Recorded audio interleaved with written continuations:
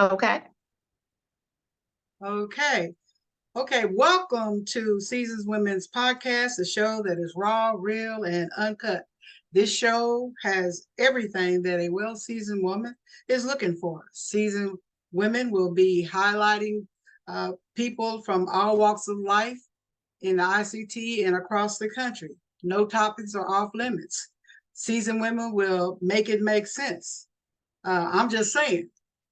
I'm the host of Seasoned Women. My name is Mary Dean, and I am the queen of all seasons. My guest today is Twilisha McClelland, who I've been following her for a while because she is really talented when it comes to makeup and stuff. And so she is a makeup artist and she calls herself the Face Gawdess. Yeah. Welcome, Twilisha, to Seasons Women. Thank you for having me. Yeah. I wanna just do a disclaimer right quick. Twilisha is my niece, but that don't mean anything. I've been following her because she's talented, and no matter what, I'm highlighting people that whether you related to me or unrelated, who's talented and they need to share that talent, and people need to know about it. So there you have it. So Twilisha, let's get it started. All What right. give us a little, a little intro, a little information about yourself and how you got started being a makeup artist and calling yourself the Face Gawdess. Give us a little info about you. All right. I'll give a little background on kind of how I got interested in makeup, I'll say. I've always been interested in art as a whole, like since I was little. But when I got to my teen years, I started to, when you go through puberty, getting pimples and stuff like that. But then on top of that, I have like anxiety. So like it would manifest in me picking at my skin, picking at my scabs, and it would leave scars. And because I was going through puberty, they were all on my face. And I was like really self-conscious about it. I was self-conscious about the picking. I was self-conscious about the active, like open scabs. And then I was also self-conscious about the scars. So, in an effort to kind of cover up what I was doing to myself, I started to wear makeup. And I think it just went from a natural, like, I'm going to do this so that I can, feel good in my skin as I'm going out in public. But I'm also kind of like a perfectionist and a bit of like a completionist. So it wasn't going to be enough for me to just be like, oh, I'll put this foundation on. Like I had to learn how to do the whole thing. And then in so doing, it just naturally, like my art started to take and be infused into what was originally something I was doing to kind of like manage my anxiety symptoms, turned into something where it became an artistic expression of my style and my fashion and just my vision and my perspective on how I see things. So that's kind of how I got started doing makeup personally. During that whole situation, I had a friend who is a dancer and she's a model. And when we were in college together, I would very often be basically her makeup artist. So if she had a fashion show or she had headshots and things like that, a lot of times she would invite me on to do her makeup, or sometimes she would connect me with the organizers and say, like, oh, this is my friend, she does makeup. And I got a lot of my earlier opportunities and my earlier portfolio looks from her and from doing makeup for her. And doing that with her really made me think to myself, I really enjoy doing this. And I had did like a photo shoot with her where we had did a couple different looks. So I had to change her hair, I had to change her makeup, and I had to change her outfits and reset and everything. So that takes time. And by the end of the photo shoot, I realized like we'd started at like 9 o'clock in the morning. We did not get out until like 8 or 9 o'clock at night. Mm. And I didn't even realize all that time had gone by. And I just was like, I think that this is something that I should give more attention, not just in a hobby space, but I'm like, I really enjoy doing this. Like that day went by and I didn't even notice that hours had gone by. And at that time, I was working at a call center and hating it and not knowing what to do except for pay my bills. But from there, that's when I decided to do some research and see if this was something that I wanted to get involved in professionally. And I did, and I have, and it's been a wild journey, but that's how I got started. Okay. So how did the name Face Gawdess come? How did that come about?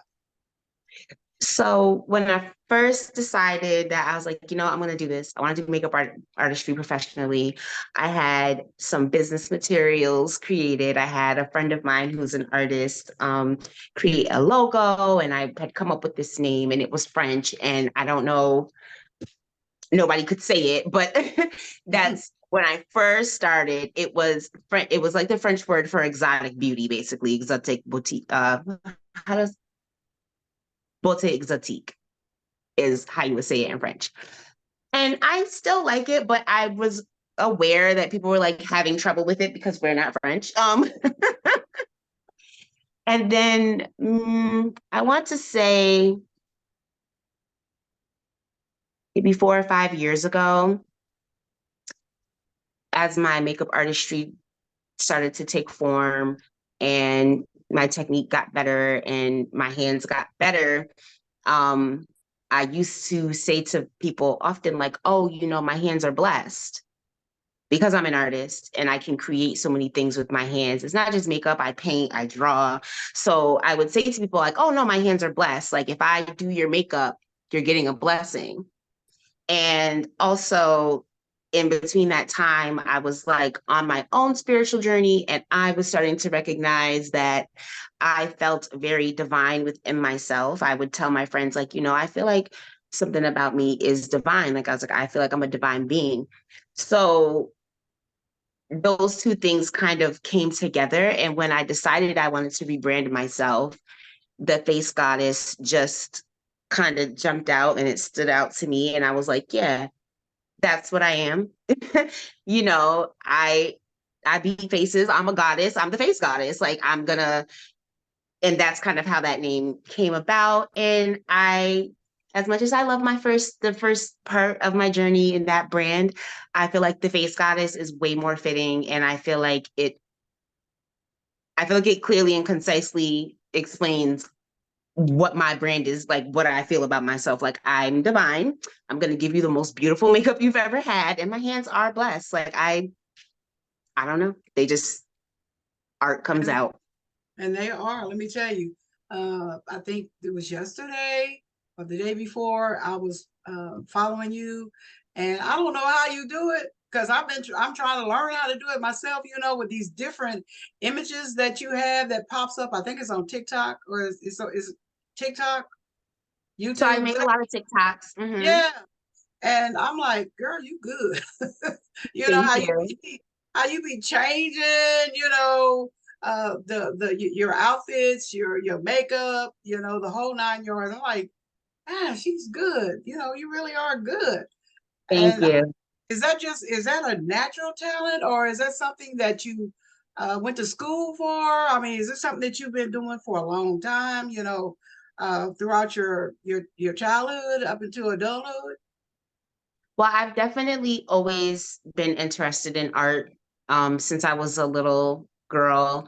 Like my mother likes to tell about how when I was little, I had gotten into her makeup and I had like painted my face, and like she didn't really notice until we were outside and she was looking at me like,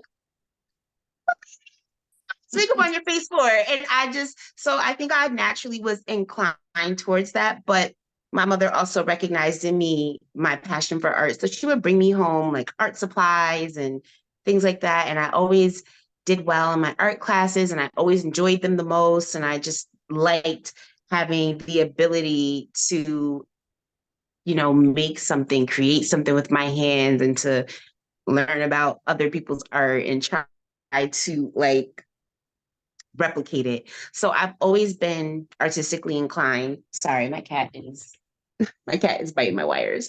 Um, I've always been artistically inclined, and as I got older, it just was kind of like they naturally started to go together, the art and the fashion, because I'm also interested in fashion. Mercury, please, you never do this. She's over here like biting wires. But yeah, so they naturally just kind of like fed into each other. But I've always been artistic for as long as I can remember. Okay. Like in elementary, I still remember like all my art teachers and like my art lessons. I remember learning about Van Gogh in elementary school, which I wonder, like, should my teacher have been teaching us about Van Gogh in the third grade? Like, I remember, like, that must have been one of her favorite artists because she told us a lot about this man. Anyway, he's one of my favorite artists, and it's just something that I've always been interested in. So I love that. I love that when I do my makeup, it's like, and other people's makeup, it's like painting a canvas. Mm-hmm. So every time I do my makeup and I share my pictures and I share the TikToks, like to me, I feel as though I'm sharing my art with people. Like, yes, it's makeup, but I feel like the way in which I approach makeup has a very artistic lens to it. So Yeah, it's that's very kind of artistic. Very artistic. Another question. I know you started because I started following you when you were in Schenectady. Oh, I can't say it. New York. yeah. Yeah. And so, how has the transition been from there to where you are now in Georgia? Is it better opportunity? You getting more opportunities when it comes to contracts and makeup? Is it better for you? It's definitely better for me down here in Georgia, in Atlanta, than it had been when I was living in upstate New York because, um, like we just discussed, the type of makeup that I like to do and what I typically share with the public is not necessarily the type of makeup that would really do well in the city that I lived in. Because typically in upstate New York, if people are going to pay for makeup, it's Mhm. going to be I'm getting married, I'm attending a wedding, it's my birthday, I'm going out for something, I'm having some kind of celebratory occasion. It's almost never I'm a performer and I need fantasy makeup, right? Like it's almost never that. Every now and again, I would get the opportunity to do something like that. But typically, if I was creating anything like that, it was not a paid opportunity. It was something I was doing on my own with other creatives because I wanted the opportunity to take something that I thought or something up here and really execute it on another person. Um, this cat is really trying me. But I wasn't able to like get that kind of work in New York. And then before I left, I got the chance to do an independent film. And when I was working on that independent film, that's when I was like, oh, I enjoy working on films as a makeup artist. And so once I had that thought and I was like, this is really what I enjoy. This is really where I want my makeup to take me because makeup can take you in so many different directions. Like you could be a wedding artist, you could be a prom artist, you could be all different, you could be a special effects makeup artist. But I was like, I enjoy the process of collaborating with other creatives. I enjoy being able to work on the same people over and over again. And when you're working on film, like you're usually working on the same group of people every time. Mhm. So as I put those things together and I started to realize like this is really what I'm enjoying, that's when I started to think about how I could put things in place for me to get out of upstate New York and go somewhere where I can actually like feasibly pursue that part of my dream because I knew I wasn't going to be able to make movies in Albany, New York. Like ain't nobody make movies up there. And if they are, again, it's usually passion projects or independent films. It's not the kind of thing where I felt like I'll be able to do this and it'll be lucrative enough for me to live off of. Mhm. So Yeah. you know, it was definitely a daunting choice to move this far away from New York and my family and everything that I know up there. But on the flip side of that, um, I knew that if I didn't at least try, I would regret it. I said, I Yeah. have to at least try. Yeah. Well, Maybe, maybe it will not go the way that I planned, and it certainly hasn't gone the way that I planned, but I'm proud of myself because I'm really out here like pursuing my dreams and through whatever obstacles and hardships and things that I have experienced during this move and transition, like I've been able to achieve um, a lot in this past 2.5 years, more than I have achieved in 8 years doing makeup in New York. wow. That's one of the next question I was going to ask you. What were some of your challenges when you left upstate New York and then uh, finally getting to Atlanta? Did you have any challenges, and if there were, did you learn any lessons from those challenges? Oh, yes, so many. It's very challenging. I think especially when you grew up in a small city or town, like Schenectady is not big, neither is Albany. I know it's the capital of New York, but they're both small cities. Um, And people are usually like, leave your hometown, go explore, move out of state, move somewhere, right? Like a lot of people champion the idea that like you should move away from your hometown and explore and like, spread your wings, which I fully believe like that's something that a lot of people should do and they should try. But I don't think that people they don't talk about how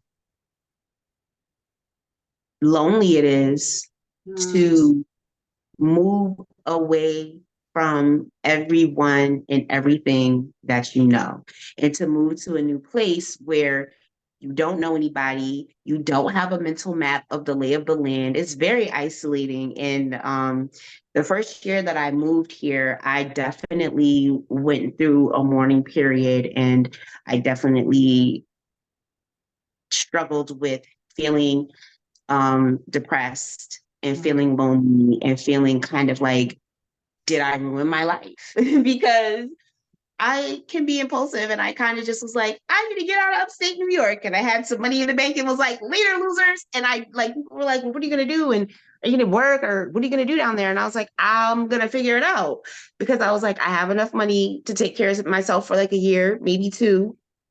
And if I can't figure out how to do it in a year or two, then I don't deserve to be there. And so that's kind of the attitude that I had when I left was I'll figure it out. I'll figure out how to get a job. I'll figure out how to get into the industry, which that those aren't even the challenges. The challenge was like, you're down here and you don't know anybody and you haven't been hugged in 10 months and you're sad. mm, And so I don't think that people talk about that. And I feel like that's a very important piece to discuss when we're encouraging people to just traipse away thousands of miles from their families. Like it can be very mentally taxing. So yes. I've definitely had some obstacles, some struggles since I've been in Georgia. Um, you know, I'm from New York, which is a blue state, and moving to Georgia, a red state, has been a bit of a shell shock because I'm used to certain levels of like bureaucratic competence. Everybody Right. knows that bureaucracies they're just lousy with incompetence, but coming from New York, there's a level of incompetence that I'm used to. And then there's Georgia. Like it's been very crazy down here. The things that have given me the most problems are things that I would never even think twice about in New York. You Mm, know, I last year I had like a corporate job, like a corporate day job, and I was unfortunately laid off. But as you know, if you don't have a job in America, like you don't got no health insurance. And coming from New York, my mindset was, well, I'll get Medicaid because everybody in New York, if you're unemployed, you can get Medicaid. You can usually, like, they'll be like, all right, I don't got no money, but go to the doctor. It's not like that down here. So when I lost my job, I tried to apply, for assistance and help because I was like, well, I don't have any money. Can I get some food stamps? Can I get some health care? I'll try to mm, figure out the cash part on my own. And Georgia was like, no. So basically, the rule down here is like, you're not eligible for Medicaid unless you are a woman with a child or a woman who is pregnant. So if Wow. you're a man or if you're a woman who doesn't have any children, you will automatically not be qualified for Medicaid. So you'd have to get your health insurance personally on your own with the money you don't have because you don't have a job. So like it's those kinds of things that have been giving me pause in Georgia. Like um I've had complications trying to take care of my health. I have certain health issues that I really do need to be under the care of a medical staff about, but I've been mostly taking care of myself because I don't have the finances to go do it. Mhm. Um, Other things like, for instance, when I was trying to move from where I lived when I first moved down here to where I live now, which is in Atlanta proper, it's like the wild, wild west down here. Like, I don't think like that's what's like most giving me pause about living in Georgia. It's not my career. It's not my art. I mean, I kind of expect that I wasn't going to just move to Atlanta and become a famous makeup artist the next week. Like, I was like, okay, yes, this is going to take time. I have to build relationships. I have to find my in.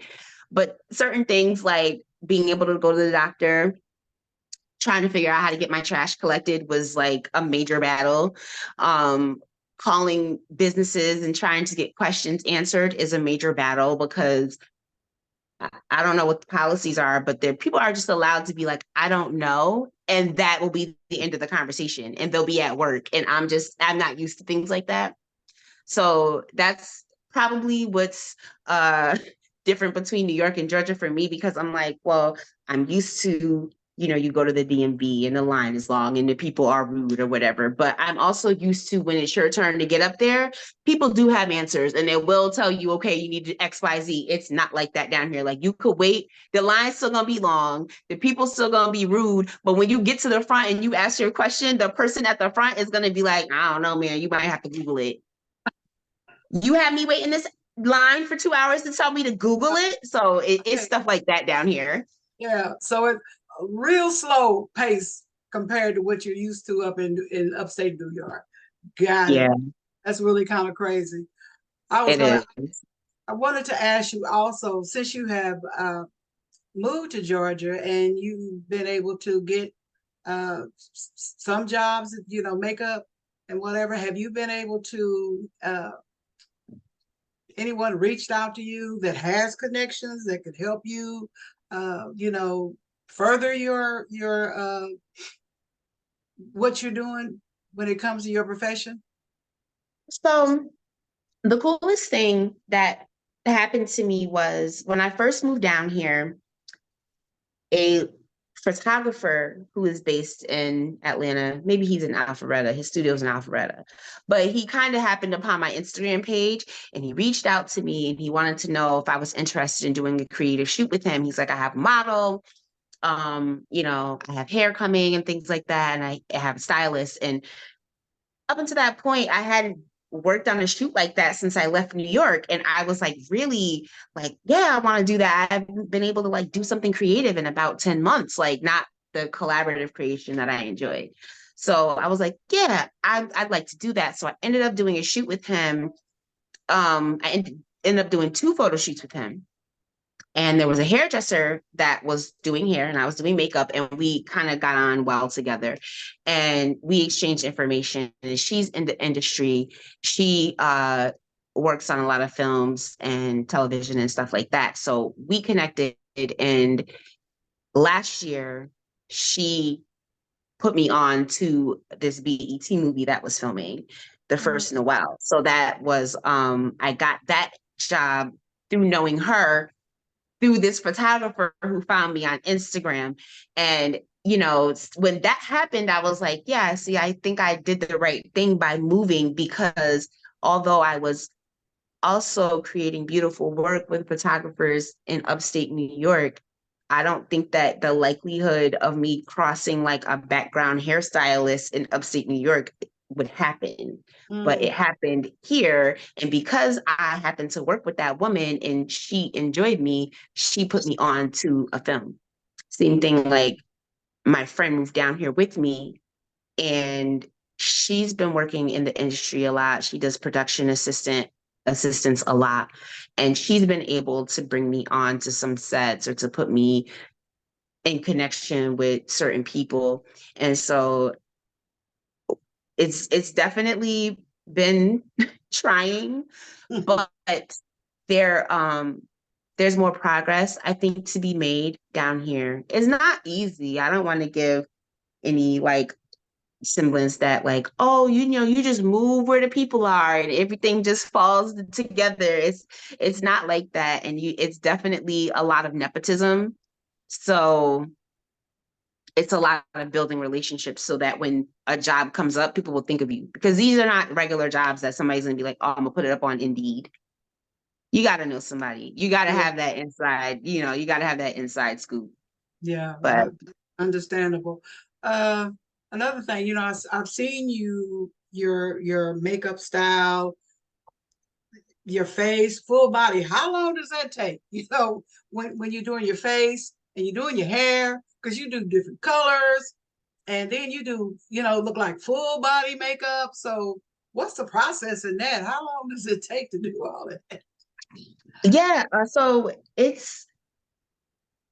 takes like usually all day, because typically if I'm doing like a big look like that, I would like to also capture it for video so that I can make some content. And then I also would like to capture some photos so that I can make some content. So like between the planning of the look, the execution of the look, and the video, and then the back end of editing and posting, like the shortest amount of time I probably spent doing something like that is 6 hours. Mm. But it could easily be a 10 or 12-hour day. Like I don't know if you recall last year during Christmas time, I did heat miser and snow miser makeup looks on Yeah. different days. That took so long because especially when I did heat miser, because as you said, I did the whole body. Well, I did my whole body, but what you could see. Right. And the dress that I wanted to wear for heat miser originally had sleeves and I couldn't find it. And I was looking for it and looking for it and I couldn't find it. And I was like, oh my God, I'm gonna have to paint my arms. Because when I did snow miser, I had like, it was just like a V-neck sleeve. So I really just had to do like this part in my face and my hands, like down to here. But because I never did find the dress, and it's only Christmas for so long, so I was like, I'm gonna have to improvise. And so I ended up having like a red bustier, but because I had that on, I had to paint my face, my neck, my décolletage, my shoulders, my entire arms, my hands. So those looks easily 10 hours just to complete the look. And And I was adding. you spray your hair? Is that what you do? You spray your hair, all those different it colors? it depends, but I have wigs too. Oh, So okay. like if I know, like last year for my birthday, I wanted to be Shigo for my birthday and Halloween. And so when I decided I wanted to do that, I was like, I want to get a wig for it. So I just have a wig. Just like when I was like, oh, I want to do snow miser, I knew I wanted to have the blue hair. And I didn't have blue hair. And I was like, put it all in my hair. So I got a wig for it. So a lot of times, like if you see me with colorful hair, it's probably a wig. Okay. Because I need to be able to pop it on and then pop it off. Okay. I was like, I'm not that committed to like, oh, I'm gonna have this hair color for 3 months. Like, no. No, that's right. What advice would you have for a young struggling artist such as yourself, just starting out, don't have the connections, and it just get disillusioned and frustrated based on trying to get into that industry? What advice would you offer them? Um, I would say like when you have your bad days, when you are questioning your plan and questioning yourself, like, did I ruin my life by pursuing art? Because it can definitely make you feel that way. You can definitely feel very discouraged. Like, I don't know if this was a good plan. But I would say when you have those times where you're feeling that level of like discouragement and defeatedness, like acknowledge it, maybe wallow in it for a bit, but keep at it and stick to it. Like, don't let that make you feel like you should stop every effort. Maybe you should take a step away. Maybe you should redirect your focus into other things for a moment, but don't give up on yourself. Don't give up on your dreams, because it's going to be hard and you're going to get no's. So if you're not going to be able to weather those tough parts, you're definitely not going to succeed, even on the smallest level. Because like, I've had days where I've just been like, this is real goofy. Like, you're sick, you're infirm, you don't have enough money. But then literally, like, I'll have had makeup jobs booked and I'll go and do it and talk to my clients and stuff, and like, they give me encouragement that I don't even think that they realize. Like, I don't go in and be like all sad face, like, I'm feeling down on myself, I don't know if I'll ever make it. Like, I'm not gonna show up to the job like that. But I have been to jobs where internally that's how I'm feeling. And they might say something to me, or I might get like a comment for the content that I created, or I might just look at my own work and be really pleased, like, I'm doing a good job. So when you're down like that, like, take that moment, but look back at what you've accomplished and really be honest with yourself. Like, are you getting nowhere, or is things just not going as fast as you would like them to go? Because those are two different things that are happening. Like, if you're stagnant, that's one thing. But if you're making progress, but you just don't feel like it's happening at the level you want it to happen at, keep going. You're going to keep progressing. And yeah, just I would say, like, if you're having a hard time, don't beat yourself up about it, and definitely keep in mind everything is nepotism. Like, if you're trying to get into the film industry, it's nepotism.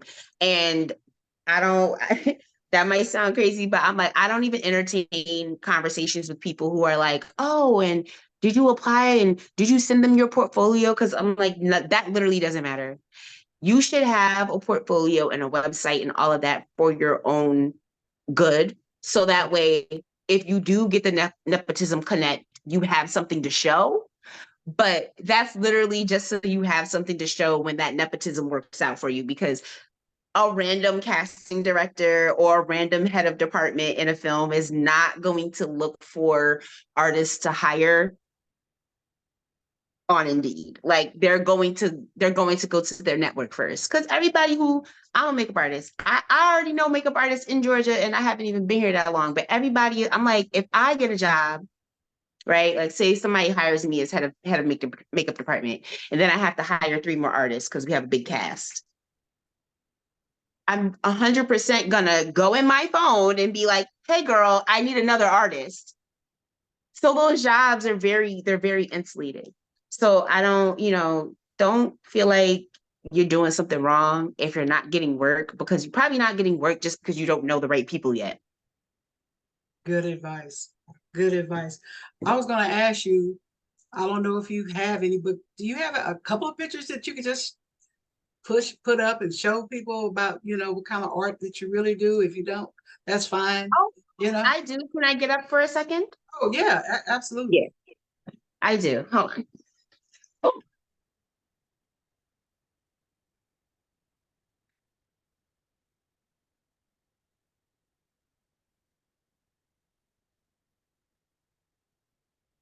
Waiting for some of that beautiful art, y'all. She's good. Telling you, she's really good.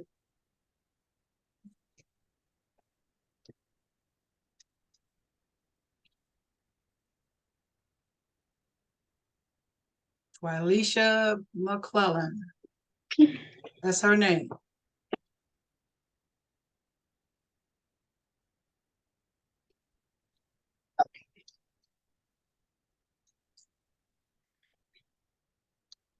all right. So actually, a friend of mine made this book for me. Can you see? Oh, Kind of glary. it's very blurry. I Yeah. tried to turn off my I tried to turn off how it was like blurry in the back, but it wasn't having it. Yeah, still a little blurry. Yeah. Oh my. Yeah, still a little blurry. Yeah, I don't know. But my friend made oh, maybe this will help. Let me see if this helps any. My friend made this book for me. It's happening. Why can't I? I don't know. I'm like, Yeah, I don't know. I tried to turn yeah, it to like to no effect. And it won't turn off the blurring of the background. So I don't know yeah. Well, how to well, anyway. I anyway, can if anything, maybe I can put it in the chat. okay, Can okay. you add them in post? Yeah, yeah, Okay. So what yeah, I'll do, instead of us trying to show it on camera, I can send you a couple images of my work. That way you'll have like the full quality and maybe you can cut them in as you're doing the video editing. Because okay. clearly this is not working. I don't know. I don't know how to make this not be blurry. I've Yeah. turned it off a couple times and I'm like, so you're just gonna stay like that? Okay. Oh, don't worry about it. So, if how can people reach you or get in contact with you if they, are interested in what you're doing in Georgia? I know. I don't know. Maybe people would be interested in flying you to their destination to If do a anybody contract. wants to fly me out, I'm always open. Like I do consider myself a traveling freelance artist. So it really all is like, how badly do you want me? Because I will come to you. And if you want to fly me out, absolutely. I'll fly me out. We can do whatever you're trying to do, your wedding, your whatever, your travel. I'm into that. But people can always find me on pretty much every social media account as the Face Gawdess. Instagram is where they can find me to see my work. They can also book me right through Instagram. Um, right now, my website is on hiatus. I'll say Okay. it like that. But when it's off of hiatus, that's also somewhere that you can go to look at my artwork, to look at my makeup portfolio, to book me if you want to book me. Um, Facebook as well. I try to make myself accessible on most social media platforms just so that I can um, find people where they are. Because everybody likes something different. Some people like TikTok, some people like Instagram, some people still like Facebook, and that's just where they go to find certain things. So I try to put myself everywhere. Um, and I've been working hard to make sure that when you Google me, the Face Gawdess comes up, and it does. And I have my IMDb page now. So I'm pretty easy to find. What is that IMBD? What is that? IMDb is, I think it stands for the International Movie Database something like that. And basically any movie has like an IMDb page and it Mhm. will tell you like film and television, and it will tell you about the actors, the director, the cast, the crew. Okay. So now, because I have worked on a feature length film, I've technically worked on two feature length films, but the first one nobody saw it outside of the capital region, and I don't know why, but the director has chosen not to share it with anybody, so I can't really utilize that film for anything. It's like only like my friends and family know I did it, but it's not in the movie sphere. So Right. even though I did complete that feature film and my work is there, it's not work that I can show anybody. But I have second feature length film, the BET film, The First Noel, starring Todd Anthony and Novi Brown. So I got to, do that. And upcoming, I have the D Diaries, which is a pilot episode that I worked on. So I have those couple of things on my IMDb page because now I have one because Okay. I'm starting to do work that is being listed in that database. So my name is in there, and I got No, my page, and it makes me very happy because I was like, when I was doing the film, the independent film in Albany, I was like, I was very diligent to say this is my first film because I'm going to work on more. It's not going to be my only film. This is my first film. There will be more, and there has been more. yeah, I'm gonna be the first to say congratulations. You're Thank you. good. I really am involved of how good you are when it comes to your makeup. It's just like, how did she do that? That's really good. But Thank anyway, you. Twilisha, I just want to thank you for uh, taking out some time out of your busy schedule because I know you're an hour ahead of us, and to do this interview, I really appreciate it, and I'm honored that you have came into who you are because I have followed you from upstate New York to where you are now. So it's just great to know that you are doing what you love. And again, thank you Thank for being you. this of my podcast. I No appreciate you. problem at all. I appreciate you having me, and I definitely I'm gonna keep going. Thank you for following my journey, and I'm I'm assuming kind of keeping the family a little bit abreast about what's going on with some of Ron's Yeah, kids, you know. yeah. Yes, absolutely. That's one of the things that I'm gonna be doing once this starts, process, and I'm gonna download it. Then I'll share it with family, friends, my page, Twitter, YouTube, the whole 9 yards. So yeah, um, folks are gonna know who you are a Yes. little bit more. Just I'd say a Yeah. little bit more. And So again, I definitely think I got my artistic prowess from my dad. I definitely think that's where I got that from, my creativity. Because like my mom is a very like, she like the math whiz. I've always been like, this lady love her some math, and I'm like bad at it. But I just take to things that are artistic, and I really do think that comes from my father. yeah, yeah, he's artistic. There's an artistic side on this side of the family that's amazing. We have uh, a family text group, and some of the things that some of the your aunts and cousins and whatever that they do is like, God, y'all are really creative. I can do certain things, but I'm not as creative like that. But yeah, it's a creative side on this side. I really hope if you get a chance, or if you I don't know if you have already, but interview Tia if she's open to it. Because I have some of her art and you can't see it, but I hang her art in the place where I make my art because I'm so immensely proud of Tia, and I think she's such an amazing artist. I'm like, you are amazing. And some of her artwork made it into like an animated film that I really enjoyed. And I didn't realize, like, I had watched the film, and then like I was on Instagram and I was like, hey, it's the girl from the film. And I was like, Tia, you did not, but she did. She's really, I always say I want to be like Tia when I grow up. But yeah, the artistic, I definitely think from my dad's side. Well, you send me her information. And matter of fact, when you said that, I don't know if it was Roche or if it was Stacy that shared Tia's work. And I'm like, oh my God, she's good. We have yeah, she's good. So yeah.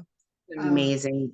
Talk about blessed hand. She has such a imaginative mind, and she is able to create in a way that I'm like, I wish I could create like that. Like I feel like Tia like sees these things in her mind, and it just flows out of her hands, and it's very aesthetic and it's very signature. Like I know Tia's work completely divorced from Tia. Like somebody could try to like steal her work and share it, and I'll be like, that's not yours. Like my sister did that. well, I'll tell you what, she would be on my list. So send me her information and I can contact her Yes, absolutely. I want to share, like I said, people from all walks of life. I don't care if you're related or not related. I think people's talent should and gifts should be known. And again, thank you, Queen. I call every woman, especially Black women, Queen. So thank you, Queen, for Well, taking out I the time. appreciate it. And thank That's, you for having me. Can I call you Aunt Mary? Is that oh, okay? absolutely, I absolutely. usually I either call my aunts auntie or aunt so and so. Yeah, absolutely, honey.